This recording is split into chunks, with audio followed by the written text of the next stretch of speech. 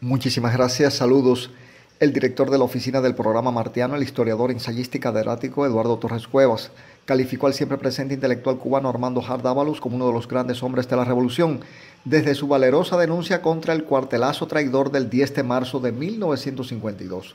Armando Hart Dávalos, el conductor fundador de ese importantísimo proyecto que trabaja el legado del apóstol de la independencia, falleció el 26 de noviembre de 2017 en La Habana hace exactamente 4 años.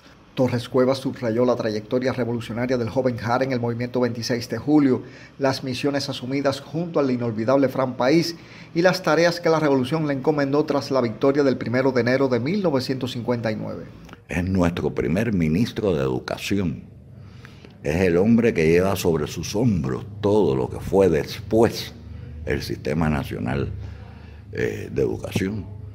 Fue el creador de ese ministerio revolucionario y el que estuvo al frente de la campaña de alfabetización, de la creación del Sistema Nacional de Becas, que permitió que los pobres tuvieran posibilidades de estudio, no solo porque tuvieran la universidad, sino porque tuvieron un sistema de becas que le garantizara el poder estudiar. Profesor, y también el primer ministro de Cultura después de un momento tan difícil de los 70s. Ahí era donde iba allá.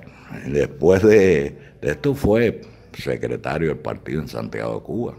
Si grande fue su obra al frente del Ministerio de Educación, hay que decir que cuando se crea el Ministerio de Cultura, y yo recuerdo ese momento como uno de los momentos más importantes de la revolución, cuando Fidel dice que el ministro de Cultura iba a ser Armando Hart.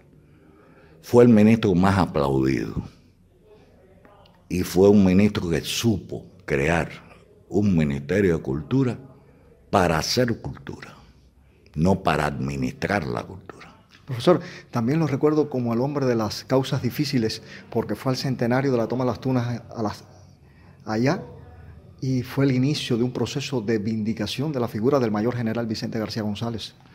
Bueno, el problema era el pensamiento de Hart, que estaba, como decirte, muy unido al modo de ver las cosas de Fidel. Yo diría que no había una arista del pensamiento de Fidel que no fuera el pensamiento de Hart. Y una de las cosas más importantes es saber hacer historia, no dogmatizar la historia, no sacralizar, pero tampoco demonizar. Es hacer la historia, Fidel decía, la verdad por delante. Así era Martí, y cuando uno ve los retratos de Pushkin, de Gran, son así, tienen ese equilibrio.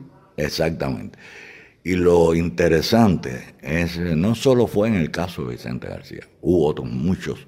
Lo que pasa es que con Vicente García había toda una demonización errónea y que había que colocar a Vicente García en el lugar que merecía. Uno de los iniciadores del 68, uno de los hombres que luchó hasta el final sin rendirse, y un hombre que los españoles envenenaron, porque sabían que él y Maceo iban a continuar la guerra. Era matar a Maceo y matar a Vicente García. Ese fue el objetivo número uno de la, llamémosla, de espionaje español. Lograron matar a Vicente, pero a Maceo no, aunque le hicieron el atentado.